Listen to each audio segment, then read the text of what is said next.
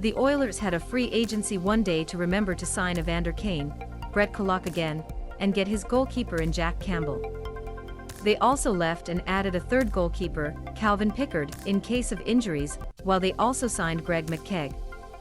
On the first of free agency Oilers, I couldn't have gone much better. As good as the Oilers, they still have some depth need to fill, and miss a couple of names that would have fit very well in the holes that still have to fill.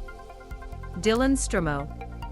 Dylan Strome may not be a piece of depth, but it could have been located in the middle of the alignment of the six of the Oilers or even in the wing next to Connor McDavid to have that connection Erie Otters. That was a great reason why so many thought he would come to Edmonton, and why he would have done well in rediscovering that chemistry. It would have been more for Strome than McDavid, since the Oilers captain has found a stellar end in Kane, but he is still looking for another. Dylan Strome, Chicago Blackhawks. Strome showed that he can still write down despite criticism and lack of confidence that Blackhawks had in him, even scratching him. 20-2 goals and 48 points in 69 games is nothing to brush, and Washington's Capitals signed it to consider quite cheap. The agreement was for a season, so it is very low risk. He can also play in the wing or in the center, so there is some flexibility.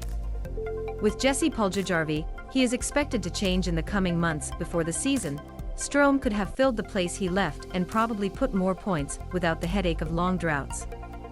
There are no really established lines for the Oilers, so it is likely that there are some chemistry tests once again that the training camp will open, a perfect time Stromo would have had to get going to the McDavid again.